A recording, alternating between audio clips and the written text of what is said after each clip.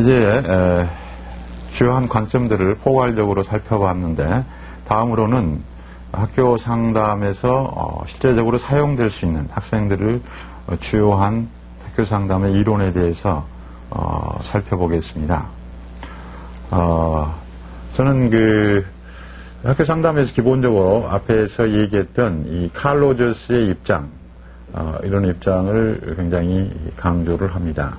학생들을 어떻게 보느냐 하는 어떤 입장, 그리고 이제 칼 로저스의 기여는 크게 상담 관계 형성이라는 점에 기여를 했다는 점에 대해서는 모든 이론가들이 거의 이의가 없다고 생각을 합니다. 그런 점에서 칼 로저스가 강조했던 이 공감은 굉장히 중요한 칼 로저스 상담의 공헌이라고 할 수 있습니다. 그리고 학생들을 교사나 전문 상담 교사가 어떻게 보느냐 하는 점, 그런 점에서 상담자가 가져야 할 태도로서 진솔성과 정확한 공감, 그리고 무조건적 긍정적 존중, 이런 태도를 견지하는 것이 굉장히 중요하다고 생각합니다. 그런 기본적인 자세를 바탕으로 두 번째 학교 상담에서 실제적으로 적용될 수 있는 이론으로는 이 아들러의 개인 심리학적인 상담 이론이라고 할 수 있습니다. 아들러의 개인 심리학적 상담적 입장은 특히 미국에서는 80년대부터 굉장히 광범위하게 부모 교육 쪽에서 사용되고 있습니다. 대표적인 부모 접근으로 우리가 두 가지 접근을 들 수 있죠. 첫 번째 하나로는 우리가 흔히 STEP, 즉 스텝이라고 얘기하는, 영어로는 Systematic Training for Effective Parenting이라고 얘기하죠. 즉 한국말로 효과적인 부모 역할을 위한 체계적 훈련. 이 부모 역할 훈련의 이론적인 배경이 실제적으로는 이 아들러의 개인 심리학적인 입장을 취하고 있고, 또 하나 지금 이제 우리나라에서도 전남대학교에 있는 홍경자 선생님이 미국의 판권을 얻어서 전국적으로 지금 실시하고 있는 APT라고 얘기하죠. 아파트라고 흔히 우리가 얘기할 수 있는데, APT. 그 내용은 Active Parenting Today 이렇게 얘기가 됩니다. 한국말로는 현대의 적극적 부모 역할이다 하고 얘기하죠. 이런 어떤 부모 역할이 훈련도 이 아들러의 개인 심리학적 이론의 밑바탕을 두고 있습니다. 그렇다면 왜 학교 상담에서 이 아들러의 상담 접근이 중요한가 하는 내용들을 특히 우리의 청소년들을 위해서 아들러가 강조한 이론적인 바탕으로 살펴보면은, 아들러는 가장 강조한 내용이 이 용기라고 하는 내용입니다. courage. 그래서 이제 부모 역할 훈련, 저도 부모 역할 훈련 트레이너로서 활동을 하고 있습니다만은, 특히 이 자녀들에게, 이 학생들에게 어떤 좌절에 쌓여서도 그 좌절을 헤치고 나갈 수 있는 그런 어떤 정서적인 자신감이라고 할 수 있는 것이 뭐냐? 그다음에 우리가 용기라고 아들러는 얘기를 하죠. 그런 점에서 실제 누구나 우리 발달 단계에서 어려운 일에 부딪혀가지고 포기도 하고, 그러다 또 다른 우리가 말하는 이제 비행에 빠진다든가 이렇게 빠질 수 있지만은 그 길을 헤쳐나갈 수 있는 자신의 능력을 북돋아주는 우리가 자질이 이 용기라고 우리가 볼 수 있습니다. 그래서 이 부모 교육이라든가, 저는 학교에서 교사들에게도 굉장히 중요한 게 학생들에게 격려하고 또 격려하라는 이런 이제 부모 교육의 입장, 그리고 아동을 북돋는 입장이 굉장히 중요하다고 생각을 합니다. 제가 이제 앞에서 특히 학교 상담은 세 가지 입장에서 세 주 대상을 통해서 이루어져야 한다는 것을 아마 이야기를 했었습니다. 특히 이 주 대상이 학생이지만은 그 학생을 보호하고 있는 학부모, 그리고 또 학생을 지도하고 있는 교사, 이런 점에서 학교 상담이 이루어져야 한다고 볼 때, 특히 이 부모나 교사에게 학생들을 격려할 수 있는, 또 좌절에도 큰 자들에서도 견뎌낼 수 있는 이런 용기를 북돋는 것을 가르치는 게 굉장히 중요하다고 생각합니다.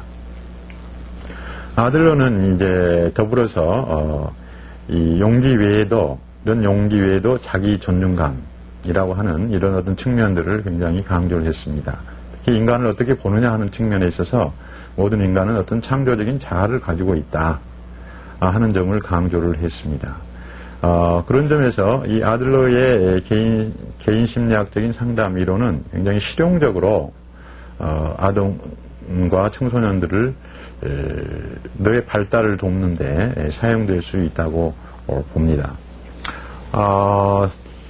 세 번째 입장으로 또 하나의 상담 이론을 우리가 든다면은 이 글래스의 현실 치료적인 입장을 들 수 있습니다. 물론 이 글래스의 현실 치료적인 입장도 방금 얘기했던 아들러의 이론적인 영향을 받고 있습니다.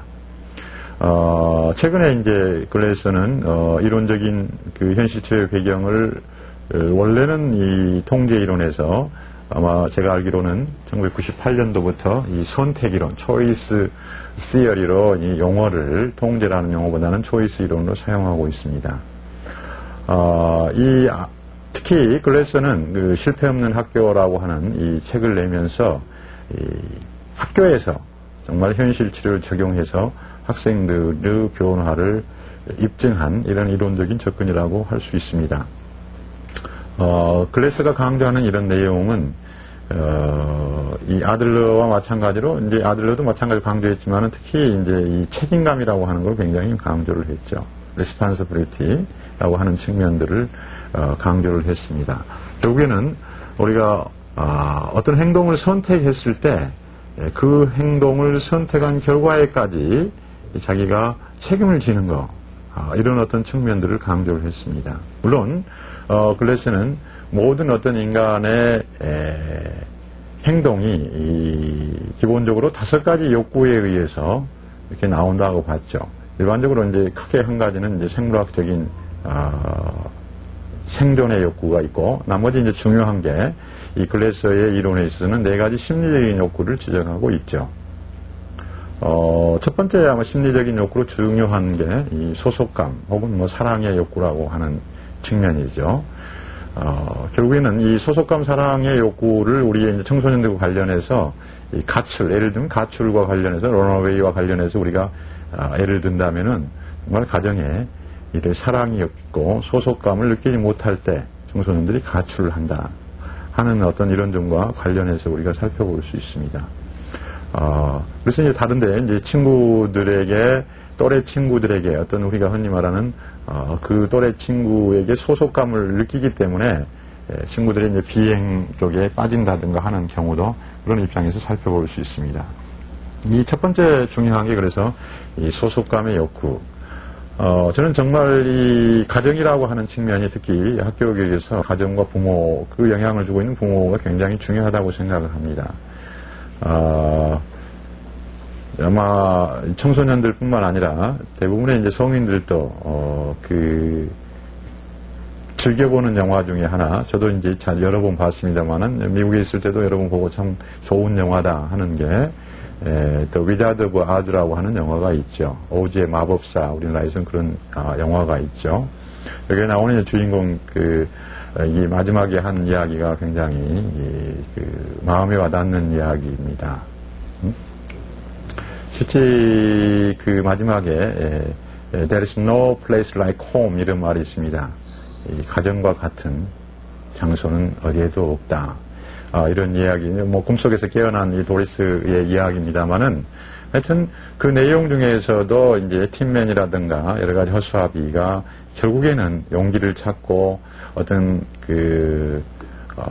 또 머리를 찾고 이렇게 하지만은 본래 우리들이 가지고 있다 하는 것을 일깨워주는 영화가 이제 위자드 오브 아즈라고 하는 영화인데 거기에서 정말 또 한편으로 보면은 이 가정의 중요성을 저는 굉장히 실감나게 느꼈던 이런 그 용어가 그 마지막 말입니다. 다시 말하면은 이제 소속감 욕구가 굉장히 중요하다 하는 측면이 이 글래스가 강조한 내용이고, 두 번째가 이제 흔히 이제 힘의 욕구, 다른 말로 이제 성취 욕구라고 하는 것을 강조를 하고 있죠. 우리는 뭔가 힘과 성취를 위해서 어떤 행동들을 한다 하는 점입니다. 그게 기본이 돼가지고 그런 욕구의 기본에서 행동이 일어난다고 하는 게 이제 글래스의 입장입니다. 세 번째의 욕구가 굉장히 중요한 욕구 중에 하나가 이제 흥미의 욕구, 펀의 욕구다 하는 이제 이런 이야기를 하고 있습니다. 이것과 관련해서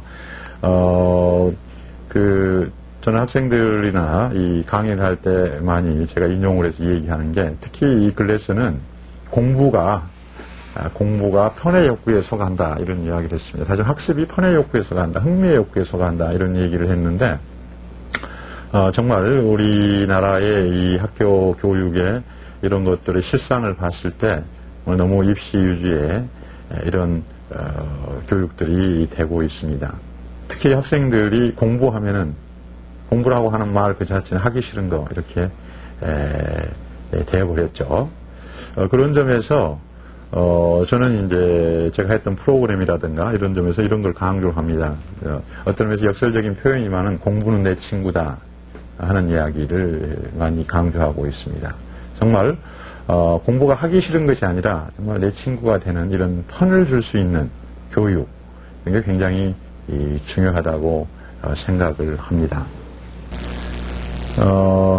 글래스는 이제 소속감과 앞에서 얘기했던 소속감의 욕구, 그리고 힘의 욕구, 이런 흥미의 욕구 외에도 마지막 심리적인 욕구로 이 자유라고 하는 욕구를 들고 있습니다. 앞에서 제가 이제 더불어서 글래스의 굉장히 강조한 내용이 책임감 그리고 선택이라고 하는 얘기를 했습니다만은 정말 인간은 이 자유롭고 싶은 이 욕구를 가지고 있다 하는 것을 강조하는 내용입니다. 우리가 영화 중에 정말 자유를 갈구하는 이런 영화 중에 대표적인 영화가 아마 빠삐온이라고 하는 영화를 기억을 하시죠.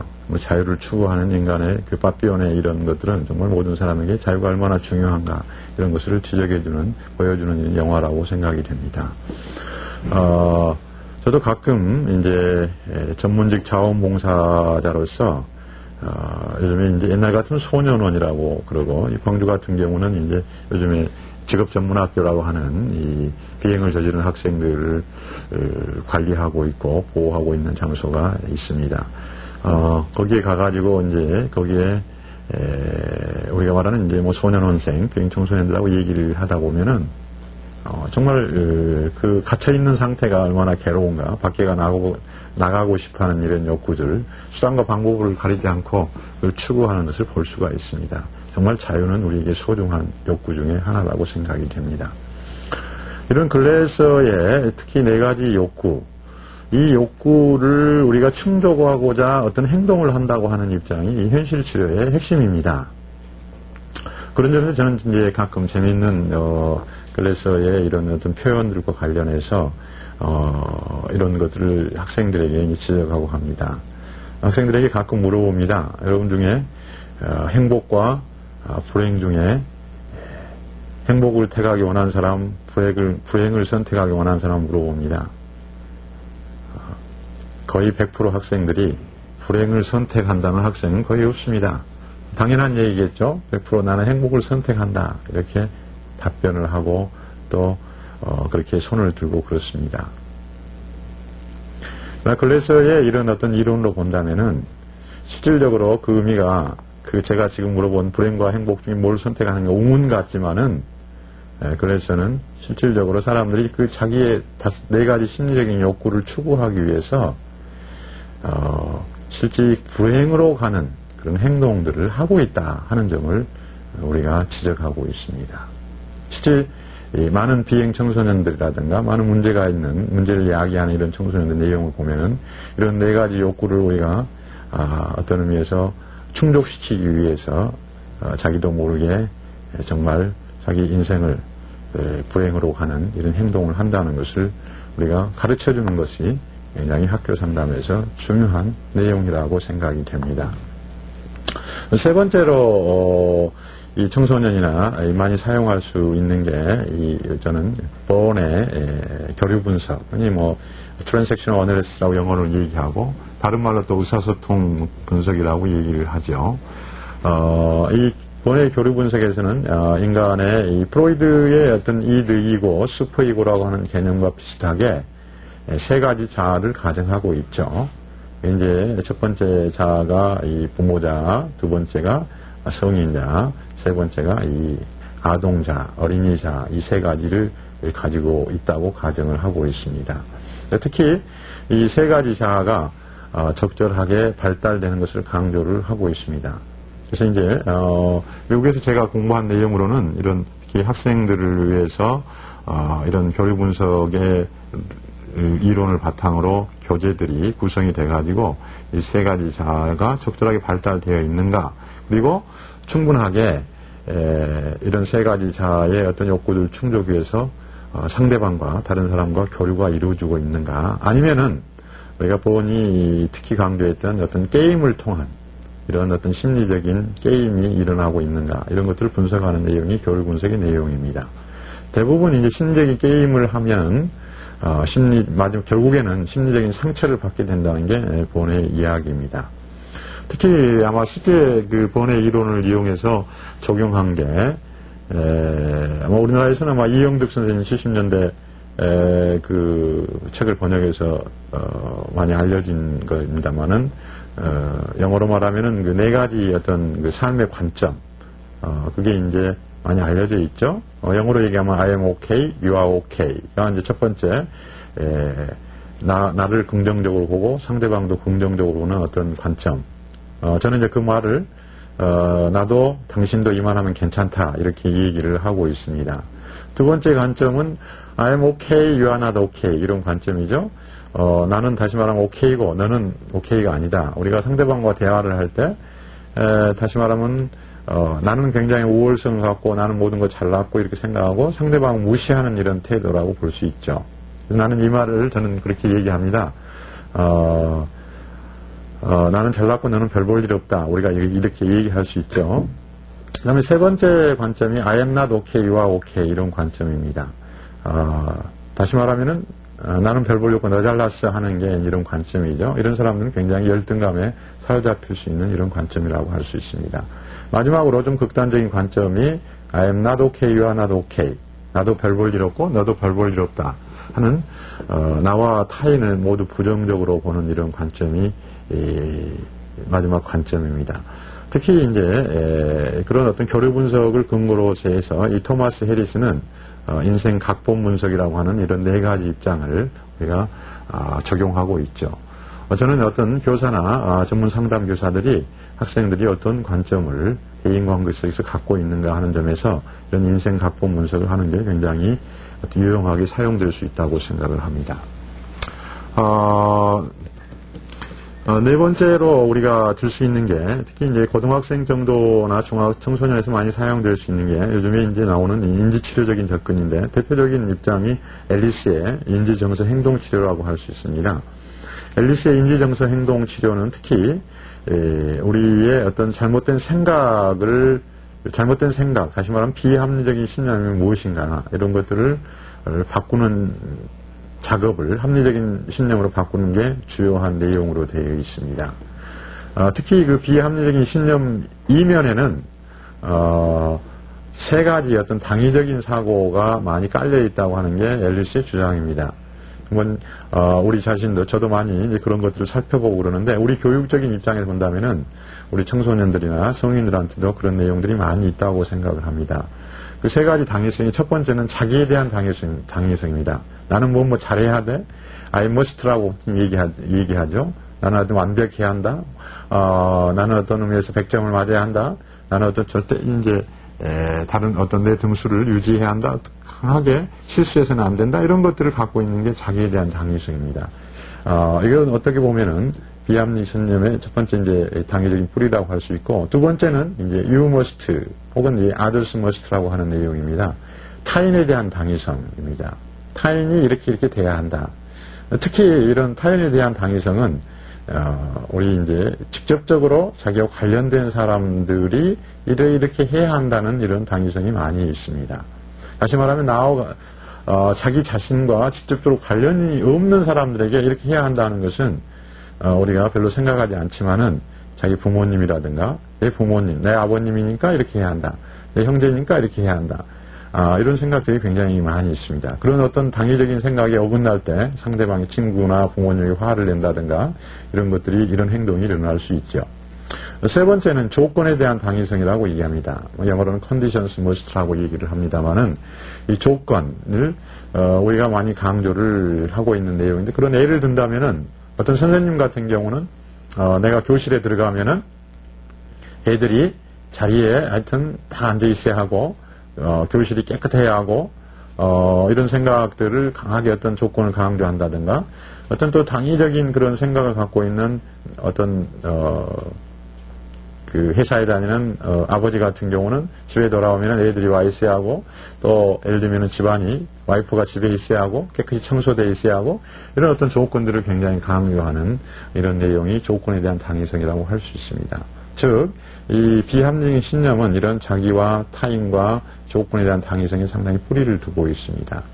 이런 어떤 잘못된 비합리적 신념을 우리가 고칠 수 있는 게 굉장히 저는 학교 교육에서, 학교 상담에서 적용될 수 있는 내용이라고 봅니다. 특히 한국의 그 교육이 우리 자녀들에게나 학교에서 선생님이나 학부모님이 강조하는 게 이 공부라고 하는 것, 다시 말하면 어떤 수행이라고 하는 측면, 공부를 잘해야 한다 하는 이런 것들을 굉장히 강조하기 때문에 실제 학생들이 공부를 못한 경우 굉장히 문제가 될 수가 많이 있죠. 나는 못하니까 그런 당위적인 것으로 그렇게 안 됐을 때 많이 정서적인 문제라든가 이런 것들을, 행동적인 문제를 가져올 수가 있습니다. 그런 비합리적인 신념을 우리가 거치는 작업이 이 앨리스의 인지 정서 행동 치료라고 할 수 있습니다. 더불어서 이제 최근에 접근으로서는 아론백의 인지 치료라고 하는 접근이 있습니다만은, 시간상 간략하게 얘기하면은 주요한 개념이 이제 우리의 행동이 하나의 습관으로, 안 좋은 행동이 좋은 습관으로 이루어진 것처럼 이 아론백은 인지 치료에서 이런 용어를 사용하고 있습니다. automatic thought, 다시 말하면 자동적 사고라고 하는 것을 우리의 행동에 영향을 준다 하는 이제 인지적인 입장을 취하고 있는데요.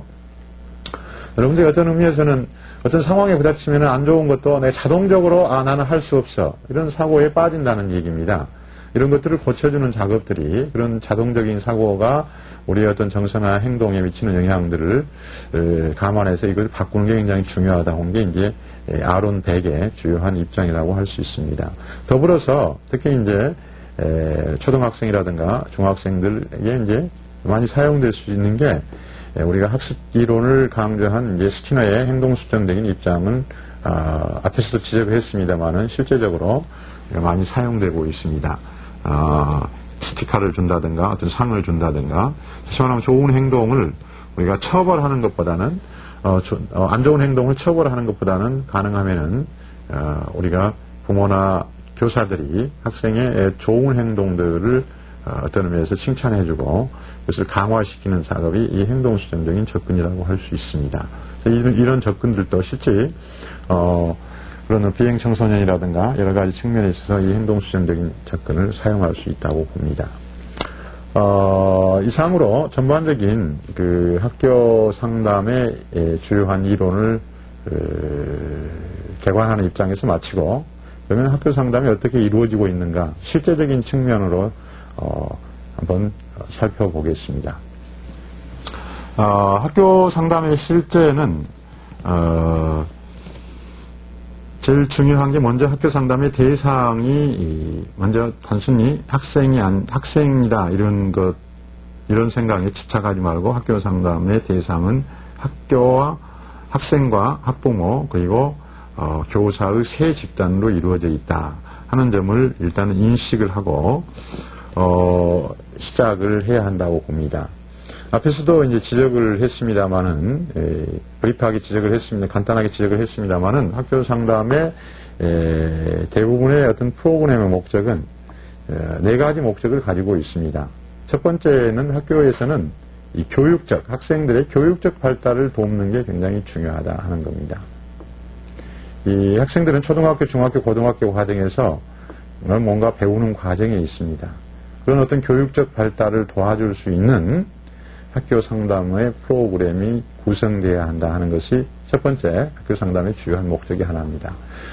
두 번째는 우리가 상담의 역사에서 지적한 것처럼 특히 초등학교, 중학교, 고등학교에서 이 진로 발달을 돕는 내용입니다. 그 상담의 프로그램은 우리가 말하는 이 진로, IMF를 터지고 정말 진로가 중요하고 직업이 중요하고 이런 것들이 우리에게 피부에 와 닿고 그런 걸 많이 봤습니다만은 정말 자기 초등학교 같은 경우 진로를 우리가 인식하고 자기 적성을 바탕으로 그런 것들 찾아갈 수 있는 인식과 중고등학교의 어떤 탐색하는 이런 과정을 거치는 데서 정말 학교에서 전문 상담 교사나 교사들은 그런 진로 발달을 도와주는 것이 굉장히 중요합니다. 세 번째는 이제 개인적 발달을 도와주는 것 정도입니다. 특히 우리가 이제 인간으로서 어떤 공통적인 측면이 있지만은 인간은 정말 중요한 게 개인차를 가지고 있습니다. 개인차가 다른 능력이라든가 여러 가지 측면에 있어 개인차를 가지고 있는데 예를 들면 개인의 욕구가 굉장히 다르다는 얘기입니다. 학생들이 뭐 학업에 따라서도 우리가 굉장히 교육적인 문제에서 문제를 많이 낳고 있습니다만은 능력이 아주 뛰어난 뭐 영재아들이 있는가 하면은 우리가 정신적으로 지체된 이 극단적으로 MR이라고 하는 정신 지체아도 있습니다. 여러 가지 학업의 어떤 수준에 따라서도 다르고 그렇기 때문에 그 개인적인 갖고 있는 발달들을 우리가 욕구들을 고려해 가지고 도와주는 게 이 세 번째 학교 상담의 주요한 목적이라고 우리 볼 수 있습니다. 네 번째는 결국 우리가 학교라고 하는 교육기관을 떠나서서 결국 나가는 게 사회입니다. 사회에서 우리가 적절한 역할을 수행하고 하기 위해서는 이런 사회적 발달을 준비하는 것이 학교라고 우리가 볼 수 있습니다. 그런 점에서 학교 상담자는 이 학생들의 사회적 발달을 돕는 여러 가지 사회적 기술이라든가 이런 것들을 돕는 노력이 주요한 목표 중에 하나라고 할 수 있습니다. 이런 어떤 상담의 목적을 돕기 위해서 학교 상담에 우리가 본질적 서비스를 네 가지로 얘기할 수 있습니다. 학교 상담하면은 그냥 상담만 생각하는데 좀 우리가 인식을 확장하는 게 필요합니다. 정말 전문 상담 교사는 학교의 전반적인 일에 관여한다는 것을 우리가 염두에 두어야 합니다. 그런 점에서 네 가지 본질적인 서비스는 우리가 일반적으로 얘기하는 상담이 하나가 되겠고 이 상담에는 개인 상담, 집단 상담, 학생 상담, 공허 및 교사 상담, 다양한 상담이 이루어집니다. 두 번째 큰 서비스 하나가 자문입니다. 우리가 자문이라고 하는 의미는 실제 요즘에 컴퓨터의 정보화 시대에 이 정보 서비스를 어떻게 한다든가 교육 서비스 문제 해결 서비스, 기타 학교 서비스에 관한 이런 어떤 문제를 결정하는 데 있어서 이 전문 상담 교사는 이 자문 역할을 한다는 얘기입니다. 세 번째 본질적 서비스 하나가 조정 역할입니다. 이 조정 역할은 실질적으로 이 상담 교사가 혼자 할 수 없는 일이 많이 있습니다. 그래서 이 자료 수집과 공유를 하고 때로는 이 학교 내에 어려운 어떤 문제를 갖고 있는 학생들이 있을 때는 밖의 상담 기관에 의뢰를 한다든가 이런 것이 이 조정이라고 할 수 있고 특히 학교 행사 같은 경우 요즘에 이제 굉장히 현장 학습이라든가 이랬을 때 안전 문제라든가 이런 것에 어떤 관련해서 조정 역할을 하는 게 학교 상담의 또 하나의 본질적인 서비스입니다. 마지막으로 학교 상담의 본질 서비스가 평가라고 할 수 있습니다.